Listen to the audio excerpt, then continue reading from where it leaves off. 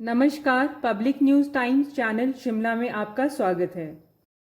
राष्ट्रीय सफाई कर्मचारी आयोग की बैठक का आयोजन बचत भवन में मंगलवार को किया गया। इस बैठक की अध्यक्षता अंजना पवार, उपाध्यक्ष, राष्ट्रीय सफाई कर्मचारी आयोग, भारत सरकार ने की।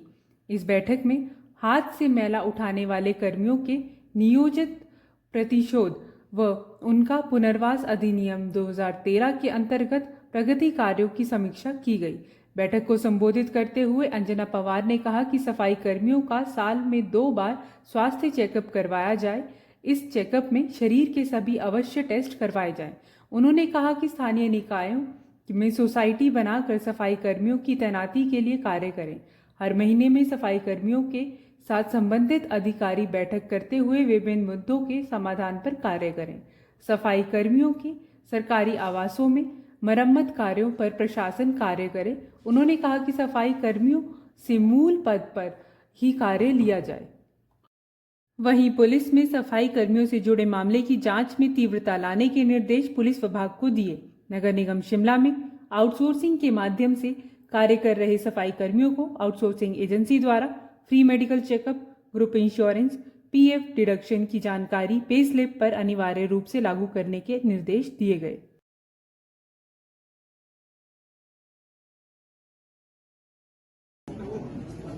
देखिए, सबसे पहले तो मैं आप लोगों से के माध्यम से आयोग के बारे में बताना चाहूँगी कि राष्ट्रीय सफाई कर्मचारी आयोग जो होता है वो देश के हर राज्यों में जाता है।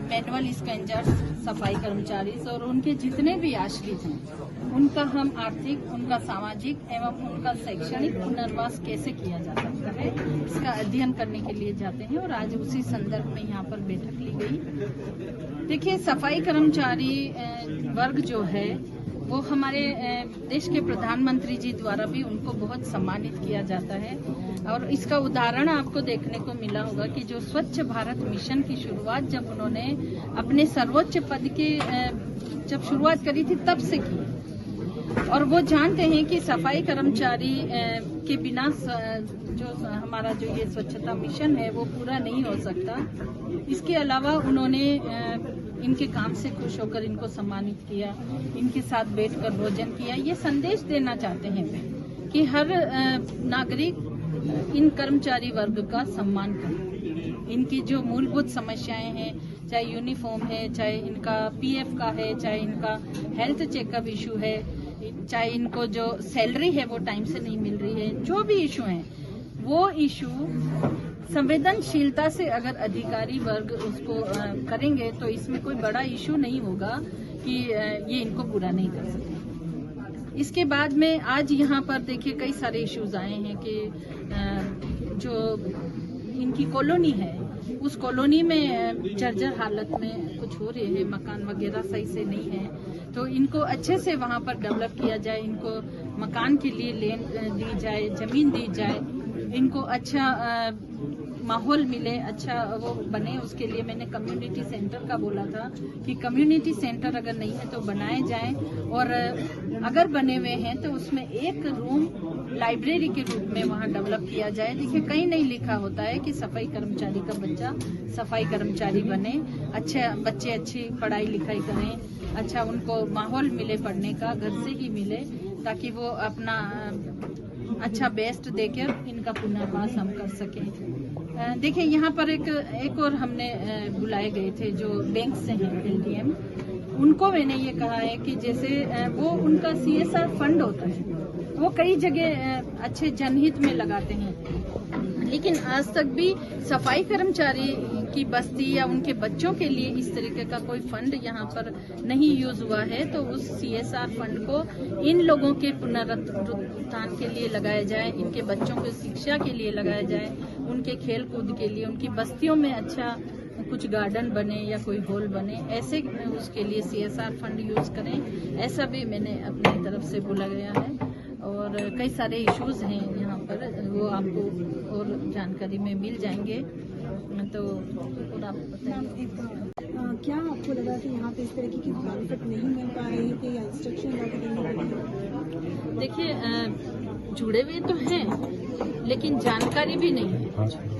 कि कोई कार्ड अगर बना है तो उसको कैसे उसको यूज करना है या वो कब तक उसको रिन्यूअल कब करवाना है, ये सारी जानकारी के लिए मैंने यहाँ पर एक इंस्ट्रक्शन दिया है कि महीने में एक दिन कोई ऐसा फिक्स करें और इन कर्मचारियों के साथ ये जो अधिकारी हैं वो बैठे मीटिंग करें और इनकी जो छोटी मोटी समस्याएं वो वहीं पे सोल्व हो जाए, ऐसा बोला गया है। और एक और चीज है कि जो भी आउटसोर्स में कर्मचारी काम कर रहे हैं या किसी एजेंसी के माध्यम से काम कर रहे हैं तो उनके लिए भी थोड़ा सा एक पीएफ का डिटेल उनको पे स्लिप के माध्यम से मिले, ताकि उनके पास रिकॉर्ड रहे कि उनका कितना पीएफ कट रहा है, कितना कोई जमा करा रहे हैं और कितना उनके पास सैलरी आ रही है। ये सारा डिटेल इनको होना चाहिए। इनका ग्रुप इंश्योरेंस होना चाहिए। कई प्रकार की और योजनाएं हैं जो केंद्र और राज्य सरकार की चलती हैं। केंद्र सरकार में अटल पेंशन योजना है, प्रधानमंत्री की जीवन ज्योति योजना है, इन सभी योजनाओं से भी इनको जोड़ें ताकि इनको जो दुर्घटना है या कुछ भी है तो उस समय इनको लाभ मिल सके। काफी समय से लंबी मांग है इन कर्मचारियों की भर्ती नहीं की जा रही है क्योंकि रिटायरमेंट के बाद भी नहीं कर रही ये है। पॉलिसी मैटर है और इस पे आयोग नहीं कुछ कर सकता है। आयोग लिख के दे सकता है अपनी तरफ से कि कर्मचारियों की नियमित भर्ती की जानी चाहिए। मैम, आप शिमला और आसपास के जिलों की क्या हिमाचल के अन्य जिलों में भी आपका प्रोग्राम है? अभी तो नहीं है। पहले मैं चंबा, धर्मशाला, उधर कांगड़ा और ये करके गई थी।